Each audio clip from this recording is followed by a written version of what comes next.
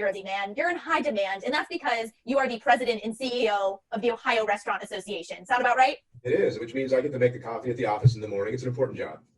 Yes, you're keeping everyone in line. Ohio restaurants are reopening, and so you have a lot on your plate. We're so glad to have you. So as restaurants are reopening, they're adding additional infrastructure and PPE to keep people safe. Do you have any idea the average cost that restaurants are incurring with this influx of need for personal protective equipment and all the barriers and all of these widgets and things? Do you have an idea of average cost? It's difficult to get to averages, but I would say if it's a quick service restaurant where they already have the ability to move tables and things like that, might be a little bit easier.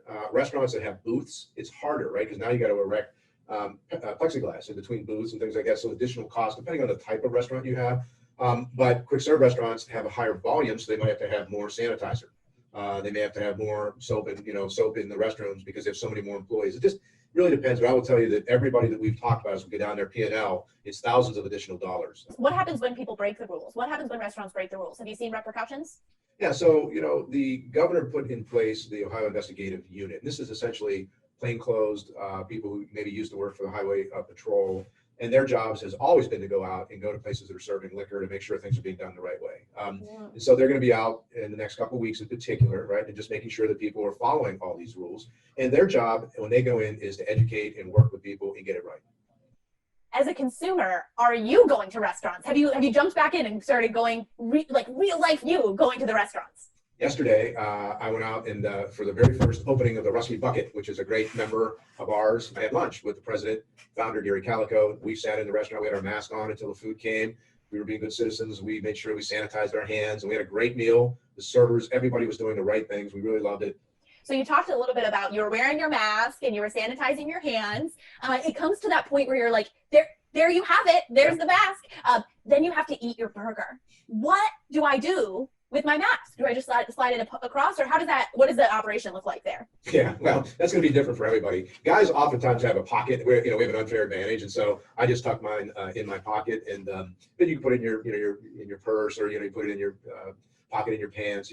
Just keep it nearby, and then when you're done, just pop it back on. So John, we're coming to my favorite part of the clarification show, and I want to ask you. There's a lot going on in the industry. Help me understand one misconception about you or the restaurant industry that you want to clarify. Claire, I'd say this one. First of all, people don't know how complicated the restaurant business is. It looks real simple when you just kind of walk in, it all is running well, and the server's good, and the food's good, and the manager comes over and says hello, and you think, well, how hard can this be, right? It's actually very complicated if you think about all the regulations that a restaurant needs to follow.